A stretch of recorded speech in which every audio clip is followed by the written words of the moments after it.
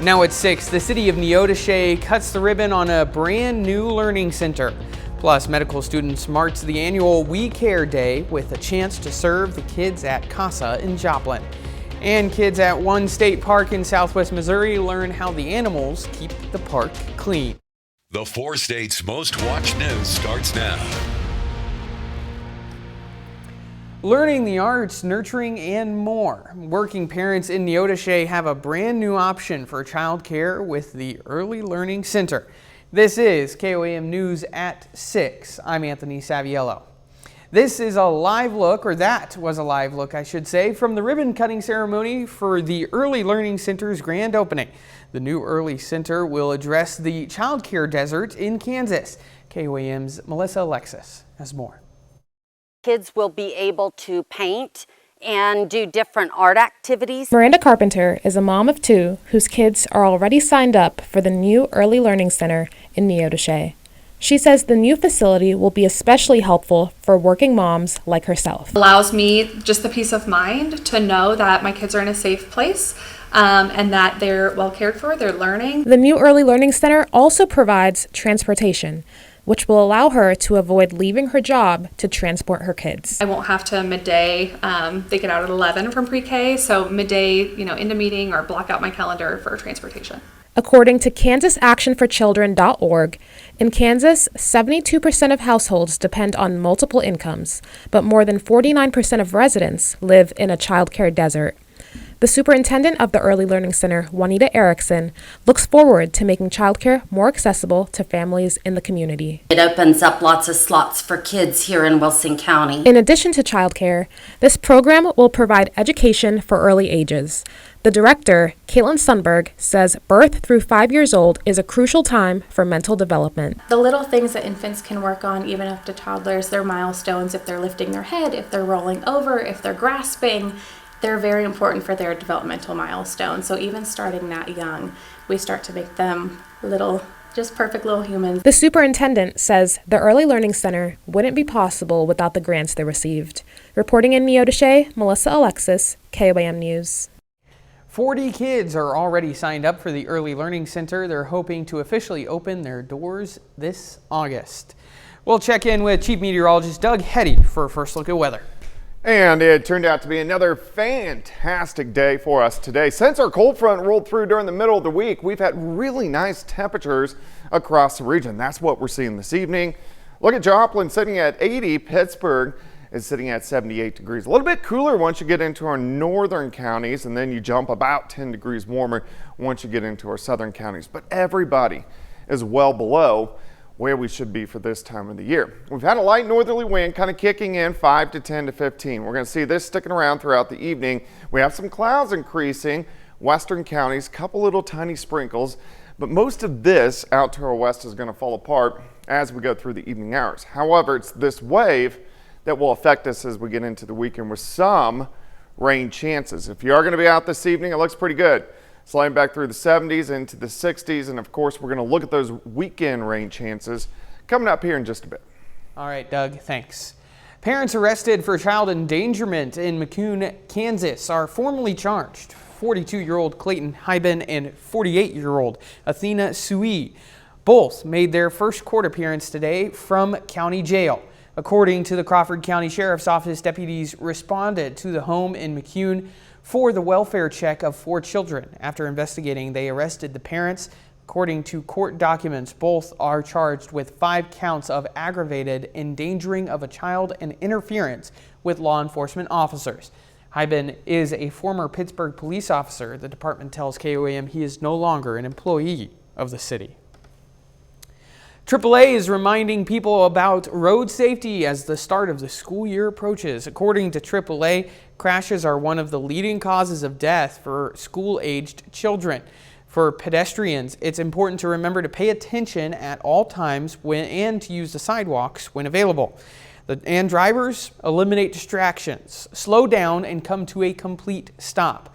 We have a full list of back-to-school road safety tips on our website, KOAMnewsnow.com. KCU Joplin turns its attention to giving back to the community today. Medical school recognized the annual We Care Day by joining forces with students, faculty, and staff, partners with more than a dozen local nonprofit organizations by completing a variety of service projects.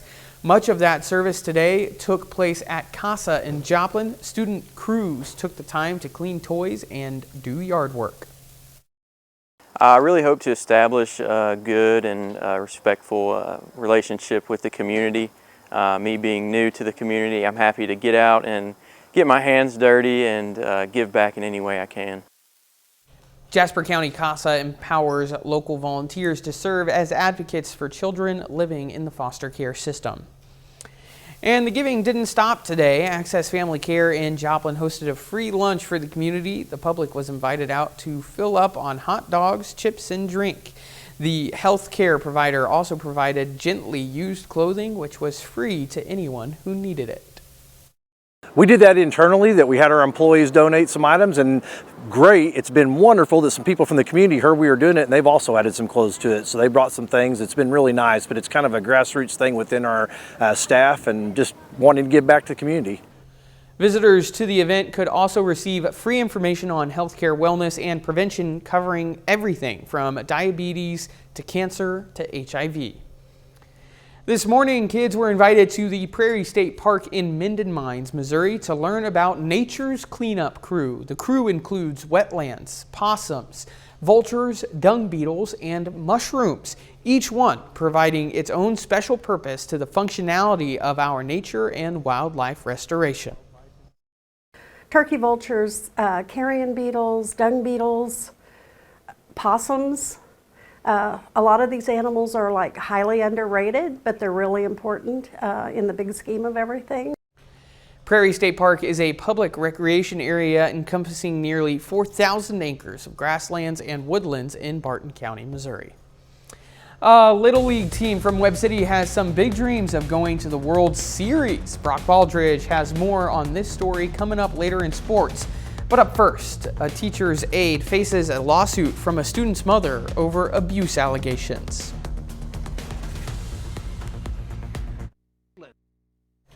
The mother of a nonverbal teen says she hopes a teacher's aide will never be allowed back in the classroom. In a civil lawsuit, she accuses the aide of sexually assaulting her child while at school. Tevis Hillis has the report. In the spring of 2022, Tri-County Interlocal Co-op in South Oklahoma called Stephanie King after her daughter just got dropped off from school. They wanted both of them to come back. I got there and they proceeded to tell me everything that had happened. According to court documents, Logan Skylar Smith, a teacher's aide, followed Stephanie's daughter into a school cleaning closet, shut the door behind him, and sexually molested her daughter by touching her inappropriately. Another school employee found the two. I thought I was sending her somewhere she could get everything she needed. Tri-County Co-op's a school for students with disabilities. Stephanie's daughter is 16, but is mentally the age of 8 and nonverbal. She knew that certain things were wrong, but I don't know. As it is, it changed her. Stephanie initially filed a criminal lawsuit. Smith, the aide, was arrested and charged, but Stephanie's daughter's unable to describe what Smith did to her. So the criminal charges against Smith were later dismissed. Now the family's going through depositions for this new case. According to the incident report from Healdton Police, if the adult would have not walked in while Smith was assaulting Stephanie's daughter, he would have continued. The officer came back into our room, told us that him on camera had told us some of the things he had said. Smith also admits to shutting the door behind him and did not want the fun to end. The teenager is now at a new school, which is an hour round trip from her home each day. A protective order against Smith was just filed on the teenager's behalf. When contacted for a statement, both the Carter County DA, the schools, and Smith's attorneys have all yet to respond.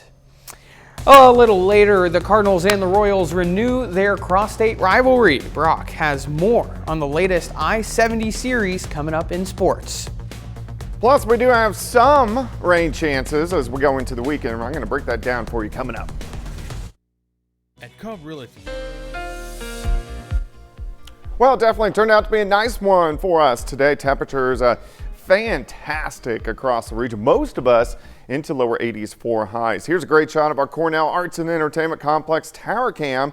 We are looking at downtown Joplin, looking off toward the north and to the east. All right, drought tracker, it updates every Thursday. Today's Friday. Let's take a look at it. It has gotten a little bit drier. Haven't had a lot of rain over the past week or so, so the entire region is dry. And then you can see a moderate drought starting to sneak into our southwestern county. So we want to monitor this and watch it as we go through the month of August. Of course, we want to stay on the other side of any drought conditions across the region. 79 Monette, Anderson 83, 84 in Grove. We can head north, Fort Scott 73, 74 in Chanute. We have Stockton sitting at 77 degrees. Outside, 7th and Rangeline sitting at 80. North winds at about 10 miles per hour. As we go through the evening hours, slide back through the 70s into the 60s. So very comfortable night if you want to get out. It looks pretty good. We do have some clouds kind of streaming in. You can see a couple little tiny showers in our western counties. Most of us are going to stay dry, as those will continue to fall apart as we go through the evening. But it's this wave that will start to affect us as we get into the daytime hours tomorrow. We have big dome of high pressure, western Texas. So if you follow the arrows, you see these waves that kick out and rotate through, and that's what we're going to see as we go through the next couple days. Let me step you through your weekend. Tonight, this evening, pretty good, partly cloudy skies. We're going to stop at 6 a.m. in the morning. Do notice a couple little showers out to our west. We may get a sprinkle or two in here through the morning hours. Most of us dry through the morning. Here's the noon hour. Once we get into the afternoon, a few hit and miss, random light little showers. Not a huge deal. These will push on through as we go through the evening hours. High temps tomorrow, most of us, about 80 degrees.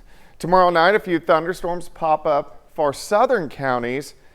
They may squeak up in southeastern Kansas, but again, very hit and miss. So now we're at Sunday morning. Better chances for some showers and thunderstorms Sunday morning as a complex drops through, but it looks like it will only affect the southern half of the four-state area. So here's about the noon hour on Sunday. These push through, and then Sunday night, I think this is going to be our chance to get widespread rain. A batch of showers and thunderstorms drive through into Monday morning. So this will be our best shot over the next 3 days to get at least some widespread rain in here. So rainfall tomorrow, very light. Rainfall Sunday, again, fairly light.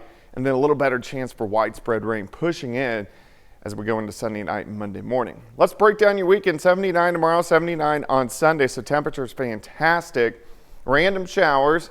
Chances increase a little bit once we get into Sunday night, and then also on Monday, but temperatures, great. 79 tomorrow, 79 Sunday, 88 on Monday. Still some pop-up showers and thunderstorms Monday, Tuesday, and Wednesday, but temperatures start to heat back up, so pushing 100 again by the middle of next week, and then we level it off a little bit by the second half of next week. So what that means is get outside and enjoy these fantastic temperatures over the next 2 days. Enjoy it while you got it, for sure. Absolutely. Thanks, Doug. Still ahead, the Webb City Little League All-Stars look to punch their ticket to the Little League World Series. And the Kansas City Chiefs prepare for their first preseason game. Brock Baldridge has that story and more. The Webb City 12 and under Little League All-Stars have been battling all week in Whitestown, Indiana. This year's team has made it all the way to the Midwest Region Championship game, and a win tonight would secure Webb City's first trip to the Little League World Series since 2015. Now this game is officially underway. Webb City is playing in a rematch against Team South Dakota, who they beat in the semifinals round on Wednesday. This game is currently in progress. At last check, no score in the first inning. A win tonight would punch Webb City's ticket to the 2024 Little League World Series in Williamsport, Pennsylvania. This game is also on national television, going live right now, so if you want to watch the remainder of that game, just head over to ESPN. Well, it's been 6 long months since the Kansas City Chiefs last prepared to play in a football game. The team is coming off of a Super Bowl 58 victory in overtime, and the Chiefs begin their first step towards a three-peat with a preseason road contest against Jacksonville.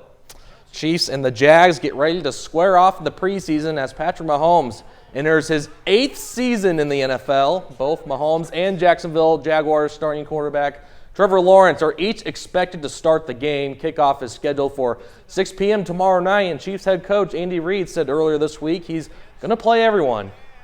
As far as the play time for this game, we'll go the ones for a quarter, just ones for a quarter, twos for the second quarter, threes the third quarter, and the fours for the fourth quarter. And we'll just keep it at that. All those young guys, I'd love to see how they compete. You know, the higher the draft picks, they're going to be in there in a little bit better competition. So want to see how they handle that. I'm extremely excited. I mean, obviously for me to go out there and play with these guys and showcase what we have the ability to do, but to learn from our mistakes too. I mean, you want to go out there and play for real and play against someone else. I'm tired of going against Spags and every defense known to man. And so I think just going out there, letting the guys play, make decisions under fire, and have them make those right decisions and learn from the mistakes after. The Kansas City Royals and the St. Louis Cardinals meet for the second time this season. Kansas City swept the Cardinals in their previous matchup in St. Louis, and both teams meet again in Kauffman Stadium tonight, with each club needing a win to stay in the playoff race. So it's another edition of the I-70 series between the Royals and the Cardinals. Just a quick 2-game series for both teams after they get the day off on Sunday. Michael Lorenzen gets the start on the mound for KC, and Michael Michaelis gets the start for St. Louis. First pitch is at 7:10 tonight. Over to the Mid-American League, Joplin Outlaws are wrapping up their final regular season games. Joplin faces the Sherman Shadowcats once again. This game is scheduled for 7 tonight. We'll have a score update from that one tonight at 10.